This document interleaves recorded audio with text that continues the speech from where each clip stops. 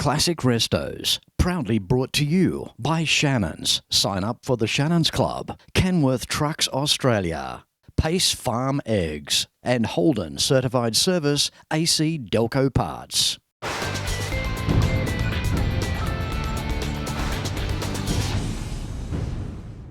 G'day, I'm Fletch and welcome to the show. It's time for a trip down the Kenworth memory lane in this week's Classic Restos.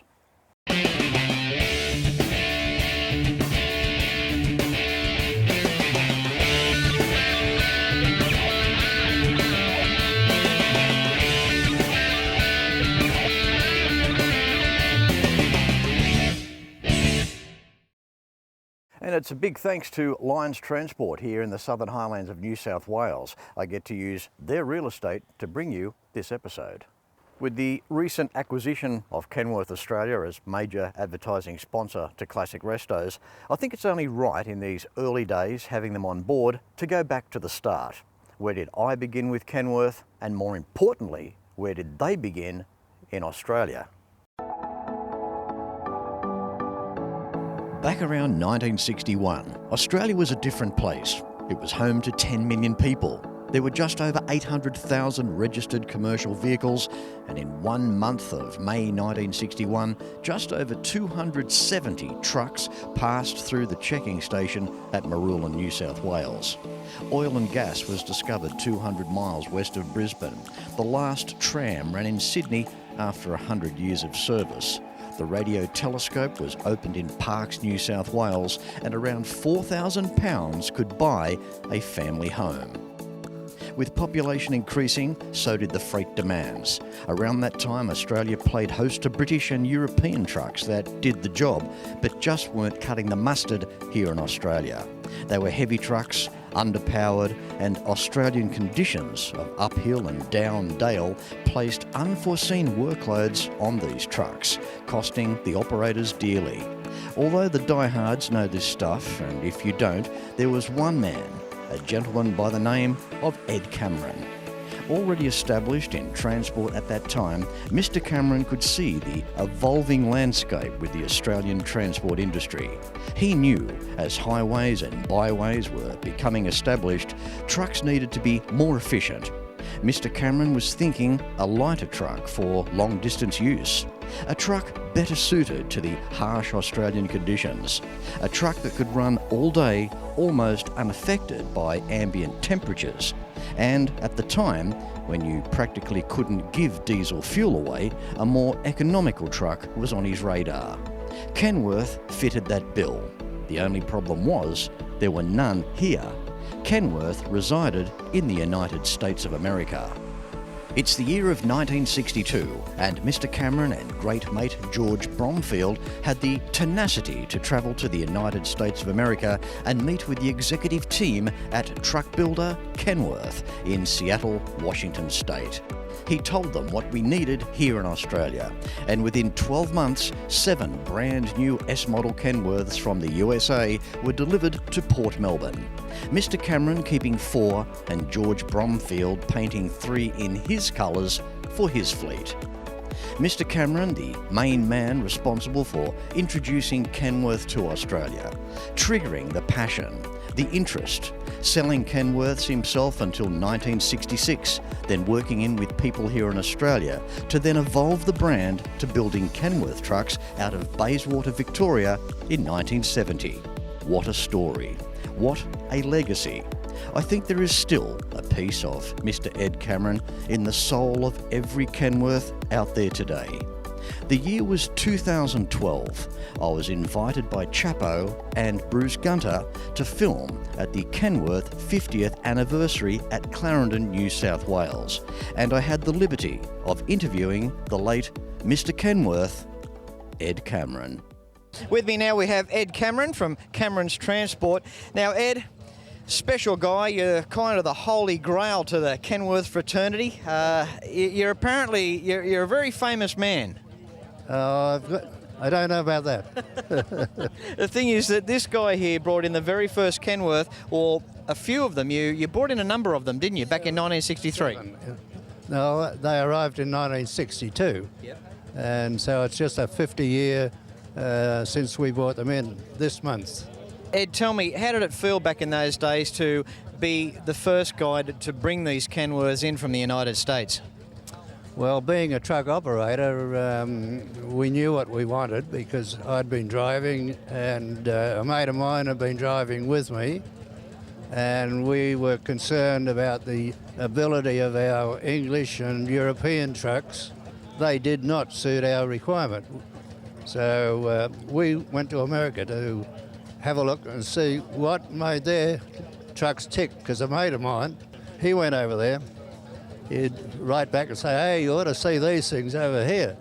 So we both, George Bloomfield and myself, we headed off to the States, toured around, and we drove the highway, famous Highway 66, and saw heaps of them. You name it, they were all on that highway, hauling beautiful big loads, and most impressive to look at.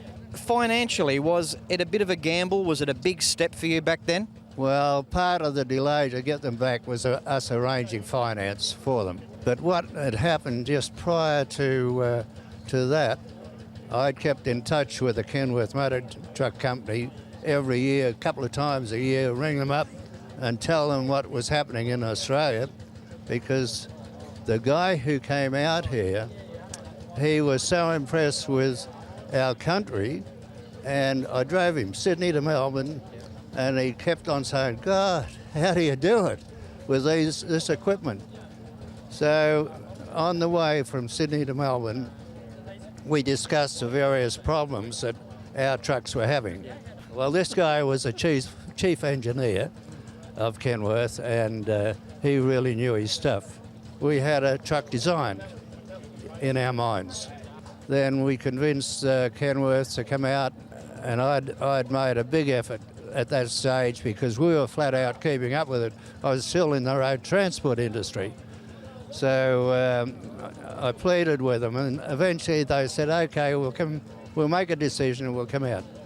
And they came out and made the announcement at a meeting we had in Melbourne that they were going to come to Australia and build a factory. Wow.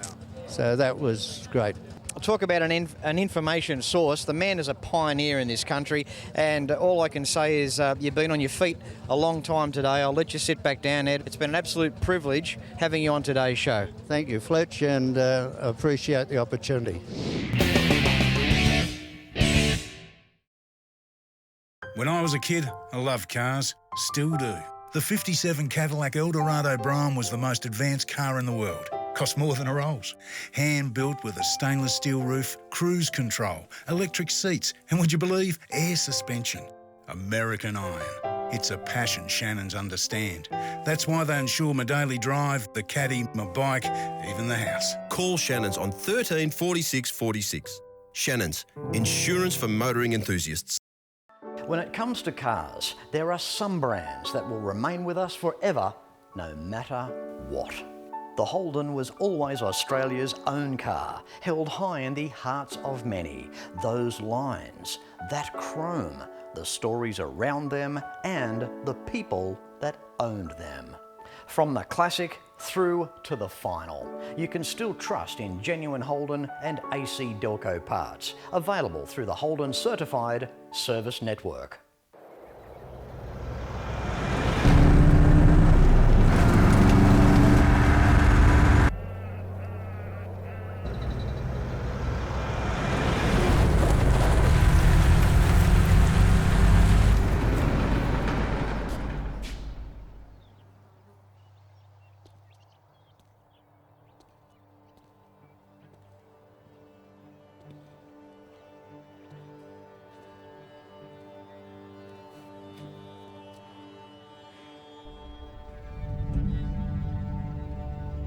Your story began in 1971.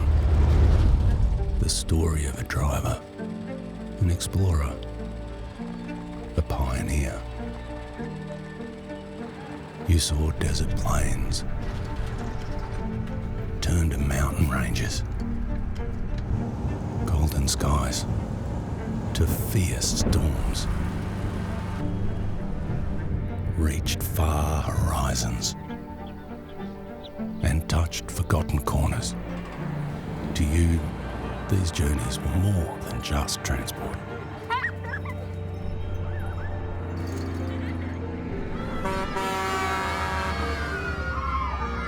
It was creating connections.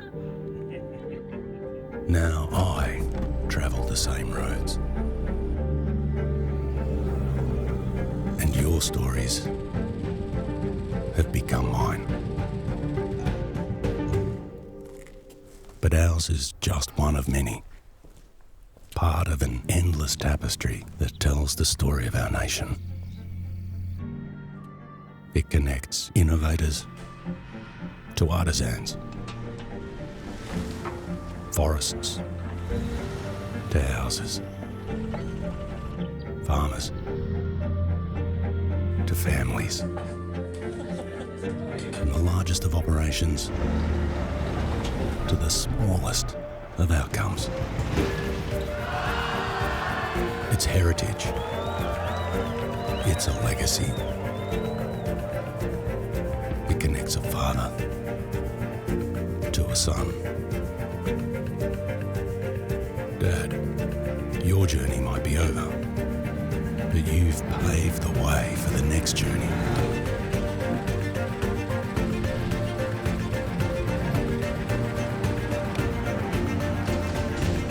To carry the heart that keeps on beating.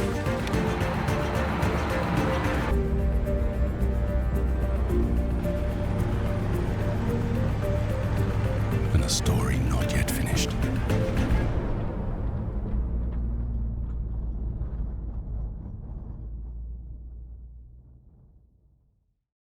Around 8 or 9 years ago, it was a big thanks to a bloke by the name of Glenn Giffen. In conjunction with Gleeman's Truck Parts, I approached Kenworth to help me get out to Alice Springs to the Hall of Fame Museum. I wanted to film an episode there and showcase the state-of-the-art Kenworth Pavilion display that was out there. Now, this particular trip to Alice Springs is a special thanks to Gleeman's Truck Parts and PACCAR, Kenworth, Australia.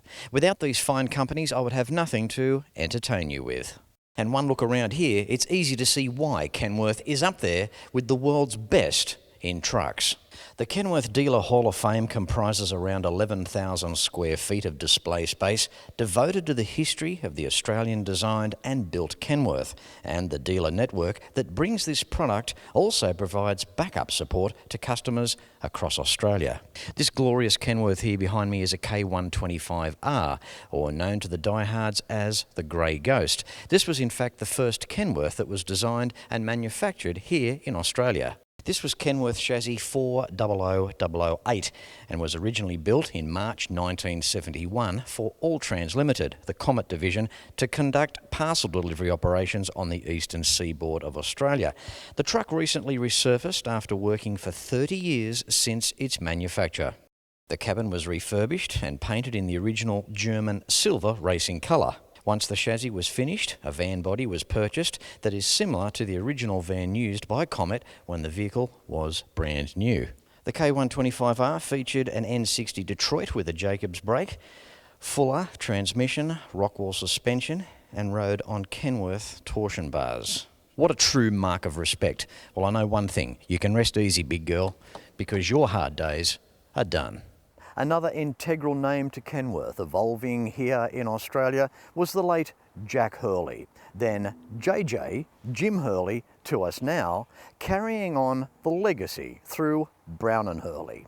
In 1964, they were the first Australian dealer appointed by Kenworth.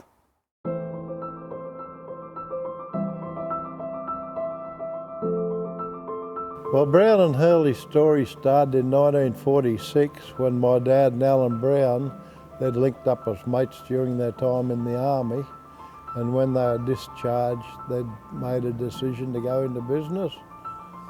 And the early days were very hard. They had bought a bike shop and had a workshop up the back. They used to do a few repairs. Anyway, they weren't going anywhere and they decided one of them would go out and work on wages to support the business. And a fellow came in, wanted to buy a farm tractor, so they got this Oliver Cleat Track 42 And then another fella wanted a white that was a log truck, and they got £50 commission out of one and £75 commission out of the other one, and that sort of got them thinking, well, we've got to get into selling stuff. So that's where the sales part of it evolved from. Alan Brown was a very good engineer, could do anything with his hands, build anything. So he sort of looked after the service side of the business, and my dad got into the sales side of it.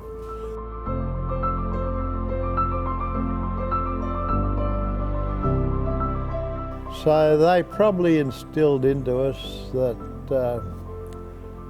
customer service is the key to business, and our company mission statement is principles before profit, and we've always stuck to that. We've got a very loyal workforce. We've got one fellow's been with us over 40 years, quite 2 or 3, 30 years, and quite a lot between 20 and 30 years that have worked for us. And we've always tried to promote the business as a family, a big family, and everyone's involved, which is nice.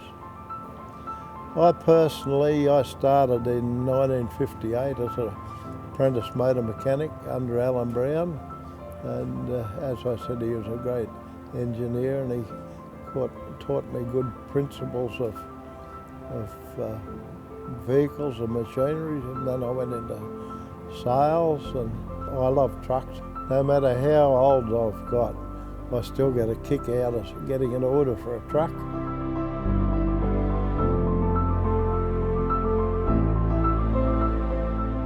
I did a bit of truck driving in the early days when we were selling Leylands.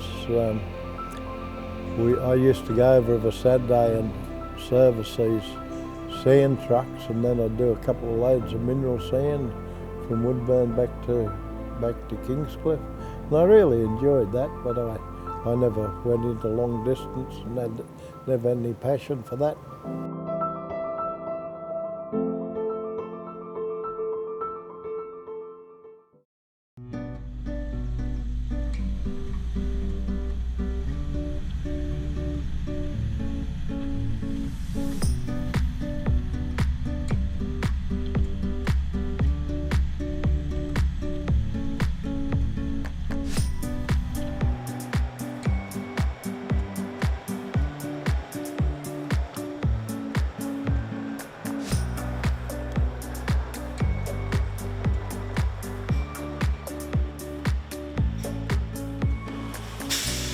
So, Jim, how did that feel to take Fraser's truck out? Oh yeah, she's a bit rugged on the old bones these days, but did the job.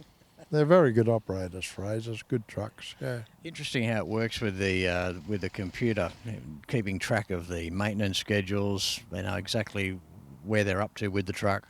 Yeah, well, everyone they trade in, you get a full printout of from day one they've had it, so that also helps sell them.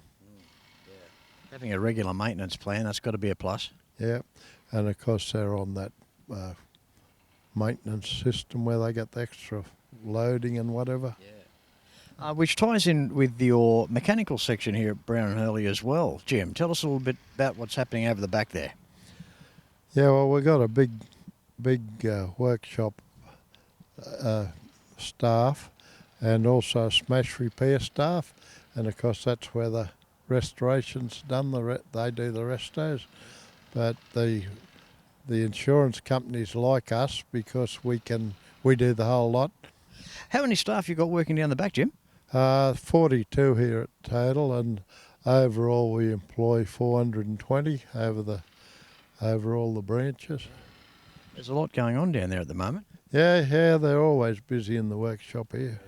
Good on you, Jim. All right, now I want to take this opportunity to thank you so much for the invitation to Kyogle and becoming an episode of Classic Restos. Jim, it's been wonderful working with you, and it's great to catch up with you again. You stand for so much for the trucking fraternity. You're very admired by many, many people out there in the industry, and all I can say on the behalf is congratulations, well done with keeping up your tradition. I think that's a bit of a build-up for an old bush fella, Fletch. Yeah. But thank you for coming to Kyogle. I could have saved myself 40 seconds. Really. No, I appreciate you coming up, and I'm glad that I run into you at the Kenworth Classic.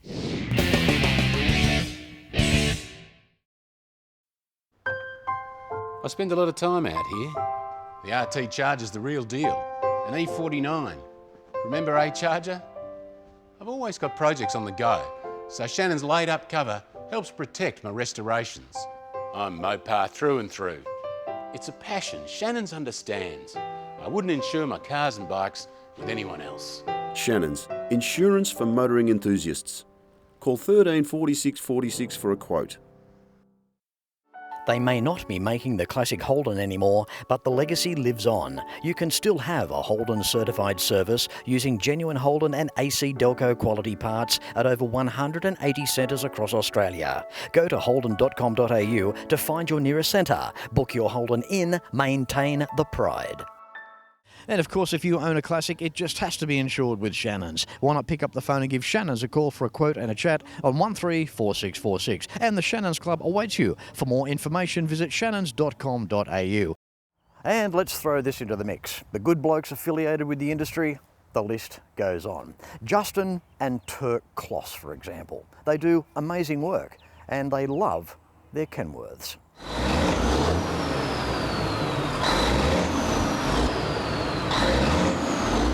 With me on today's show, we have Justin. How are you, Justin? I'm very good, Fletch, and yourself? Good, mate, good. Jeez, mate, you're a tall bloke, aren't you?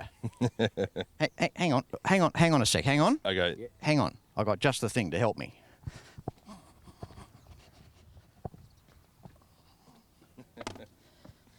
Righto.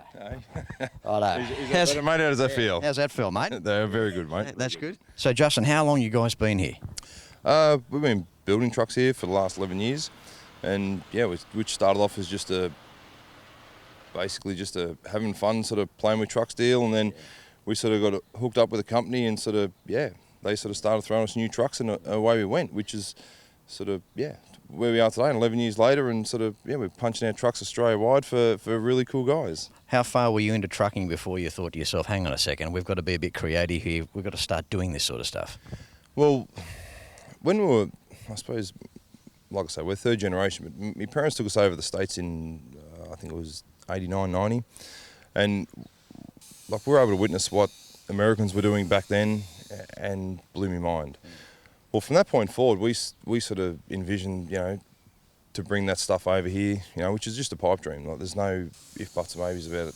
And then as time progressed and we were able to slowly, bring parts in and sell it at truck shows, and that sort of, I suppose, put a footprint on the ground for what we can do. And Fletch, this is Denver, my personal assistant. Okay, Justin, the big girl behind us, mate. First cab off the rank here today, the 1985 W924. What's the rundown there? Yeah, this one here we bought. It was just a typical rundown old work truck. And we thought, the truck's too old to put in service, without spending a lot of money on it. We thought, let's just have fun with it. So what we did, we had this truck on a strict budget that we wanted to build. So we had a $16,000 budget in mind, and sort of what you see today is what we spent. We basically built it just out of parts we had in our salvage yard. We lowered the truck 16 inches, and we put a car hauler front axle on it, airbagged the steer, put a lowrider suspension on the rear of it as well to get the rear down. Like the tanks and all that on the truck they were just all scrap stuff we had laying around that we just basically used, and no money, just used our creativeness to build it, How cool is it? I mean, these guys hot rodding trucks, it's like the equivalent of hot rodding cars. They are just big cars. They're just so awesome. The truck in its entirety, how does it drive? Mate, like a Cadillac. Does it? Like, absolutely beautiful. And that's one thing we sort of, like, on a hot day or something on a Sunday, like, me and the brother, we'll take a truck out and we'll just go for a drive. And that's we got cars and bikes, but we love trucks. It's your therapy, right? It is, correct, yeah. And then the girls don't get it, but it's just the way it is. What I love about what you guys stand for, Justin, is by no means are you an old guy. You're a young guy, but you're carrying on that older type tradition that a lot of people watching the show are going to appreciate. And that is a very cool thing just in itself.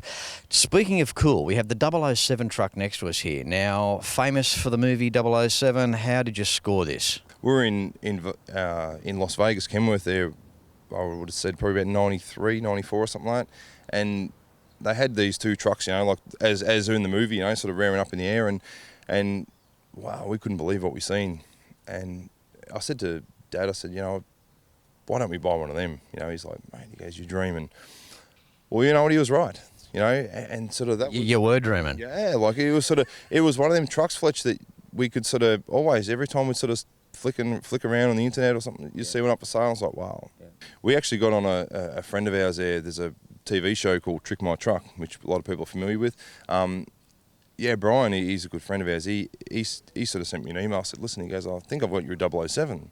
He goes, this guy wants to, you know, muck around with it. And I'm like, give me his details, and we committed to the sale straight away because they're just not around. But give us the model. The people watching the show, yep. year model and the model of the truck, Justin. Well, that truck's it's a 1990 Kenworth W900L, and what's so special, I suppose, with this truck here is that when Kenworth, this is the first model. Like Kenworth's always had a 900B, which is a shorter nosed version, but when they introduced the 900L, which is for the long nose, they brought it out in the 007 series.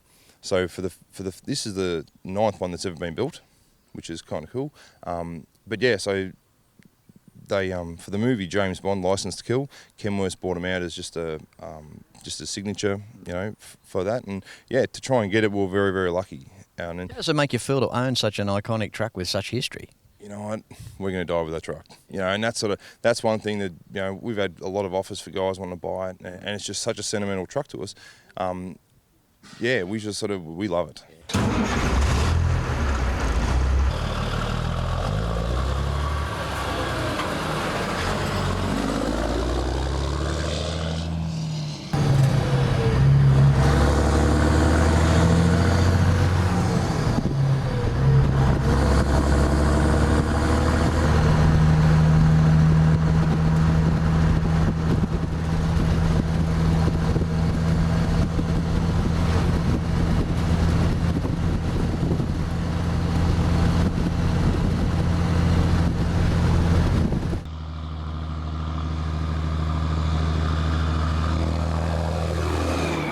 What do we say? What an episode. What a guy. What a team of blokes here. Awesome stuff. Thanks so much, Justin. You're more than welcome, Fletch.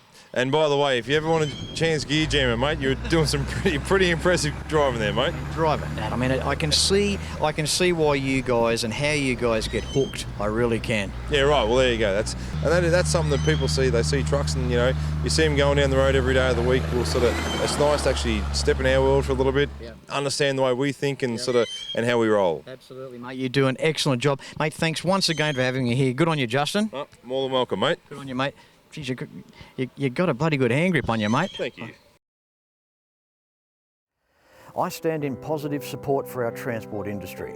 I have for a long time. The tireless efforts of thousands of people every week. Our interstate drivers, their families, employed and owner-operators. The transport and logistics companies that work around the clock so that we don't go without. Mechanics that service the vehicles that keep the industry moving, to the staff in the kitchens at the roadhouses, to the people that sell the trucks, the list goes on. Well, I hope that you have really enjoyed this episode, with emphasis on Kenworth Trucks Australia, and again a big thanks to Lions Transport Mittagong in New South Wales. Until next week, no matter where you're watching Classic Restos from, please ride and drive safe. I'm Fletch. Thanks for watching.